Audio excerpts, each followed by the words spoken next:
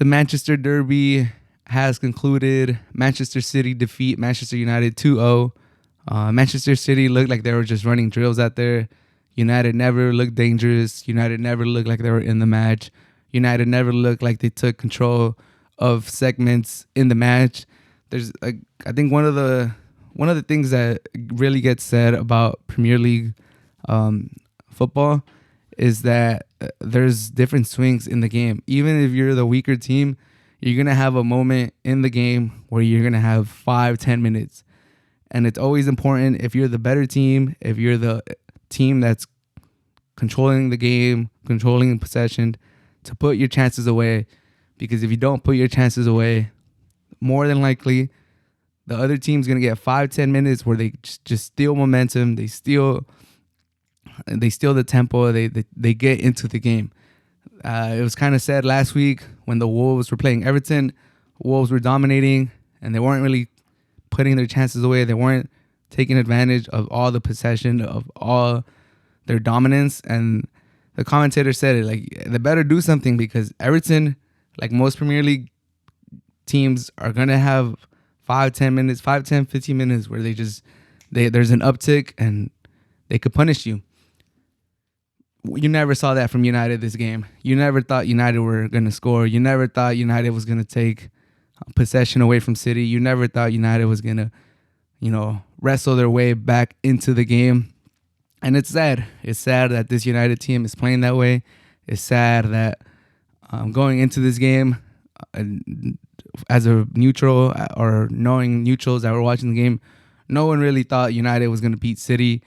Most people as neutrals were just hoping for a good game. We were hoping for a good game, but in the back of our minds, we kind of thought it's probably not going to be a good game. It's probably going to be City running circles over United. United looking hapless. That defense looking hapless. That defense looking lackluster, looking like Swiss cheese. And that's exactly what happened. That defense looked like Swiss cheese. David De Gea was a hero. It could have been It was 2-0. It could have been 5-0 easily and pushed to higher, to way like monumental. It could have been bad. De Gea was stopping shots from his own players. He was stopping chances from City. And it didn't even look like City really got off their seat too much. It didn't look like they had to press the pedal or really work to get this 2-0 victory. It kind of just looked like they were going through the motions, just imposing themselves. They just looked like the more tactically, more sound team, and they just kind of trotted out there and they got the victory. There's this saying in sports that you can't just show up to the game and get the victory. That on any given Sunday in the NFL and basketball and soccer, wherever you play, they say any given game, the other team could upset you. That's why you got to play. You got to play every single game.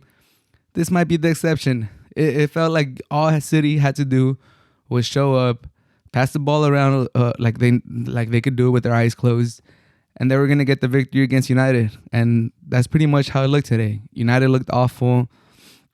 I don't understand what United is waiting for to fire Ole Gunner Solskjaer. After the game, he said they're a notch below the top teams. Well, they've invested a lot of money into the team. They brought Sancho, they brought Varane, they brought Ronaldo. They were second place last year. Somehow, bringing in Sancho, bringing in Varane, bringing in Ronaldo has made them worse. And I don't think it's on any of those three players. I think it's on Ole. He's lost. He's clearly not ready for this job. He can't be the leader for a club like Manchester United. So I think, like, what are we waiting for? Like, do we really think Ole is going to switch it around, turn it around? He's just, tomorrow or in the near future, he's just going to turn into a tactical genius and he's going to fix this and everything's going to be good and United's going to be a title contender. Like, what are we waiting for? Like, realistically, what are they waiting for? Like, are they waiting for the right coach to come available? Or are they waiting for the right players to come available? Do they know the squad can't win? So as long as Ole's there, he could be kind of like the scapegoat. Is that what they're waiting for? Do they know they can't compete? What is the board waiting for? What, like, are they not trying to win? Is that what it is? They're just content making headlines? Because as long as Ole's there, that's the leading topic for United. It's not about how they're not playing good. It's not how they're underperforming. It's not how they're, disgracing their history as being the top team in England. They're now just content just being in the conversation. That's not the conversation that we're having. We're just talking about Ole Gunner Solskjaer. And maybe I'm part of it too. Like, we should be talking more about how United themselves have lost their hunger, have lost their interest to be the top team in the Premier League. So they might just be using Ole as a scapegoat, as you know, the shield, as a shield to prevent people from really talking about United. But like I don't see why else he would be staying. Like, I don't think he's just gonna naturally wake up in the next few months and just have an epiphany, have a relaxation on how to be a good coach, how to be a coach for a top team. I don't think that's gonna happen. So they should cut ties, unless if they don't cut ties with him soon, and I mean like this week, like it's becoming pretty evident that Manchester United is not in the business of winning the Premier League anymore. They're just happy to collect checks. They're happy to be, you know, a cash cow. They're just happy to be in the conversation, to get that TV money, to get, you know, those endorsement deals, and that's it. They're not really in it to win it. And as long as they have Ole Gunner at the helm, that's gonna be the main topic. That's gonna be what people are talking about. Why is he still a coach? He's not there. Like, and we're just gonna forget about the rest. But it's pretty evident that United is not in the title race. They're about to be, I think, 11 points below Chelsea, and we're not even at Christmas. So this is done. United is not gonna be champions this year. I had hoped that they could compete, but that hope has clearly and rapidly fizzled. City are, I believe, just 5 points behind Chelsea. So we'll see how they do. Good job for City. Like I said, this was one of the games where they just had to show up. They literally just had to show up, and they imposed their will against United. And United just looked like they didn't believe in themselves. It was kind of lethargic. The game was not good, in my opinion. Waking up at 4:30 in the morning to watch this Manchester derby was not it. I think I had more energy than United, though. I woke up at 4:30 to watch this game, and I thought I had more energy than the United players had.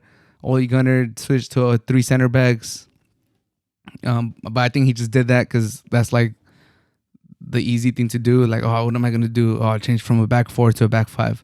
Defense still looks lost. What is Maguire doing? They paid $80 million, 80 million euros for Maguire. So, like, no one's talking about that really because Ole is kind of the shield, is the scapegoat. But what is the board doing? Spending 80 million euros on Maguire. Luke Shaw looks completely lost. Shout out to the Hea for getting his form back up. But it looks dire for Manchester United. I'm glad I'm not a fan. I am a Wolves fan, so they lost. I'm not that happy, but at least we know we're kind of like a middle of the pack team. We're doing a little better than last season. But for United to be runner up last year, and it's not even Christmas, and you know you're out of the race already. It's just, what are we waiting for? Let's fire Ole Gunner, and because you haven't fired him yet, you lost Conte to Tottenham. So just a whammy. Everywhere you look at it, it's just bad all around for Manchester United. But do I feel bad for them? No, not really. Like, they know what they're doing. It's been right in front of everyone's face. Everyone knows that Ole is not the coach for United. It's pretty evident. You don't need to be a football genius or even that smart to see it. So I have no idea what they're waiting for other than he's a shield for them. But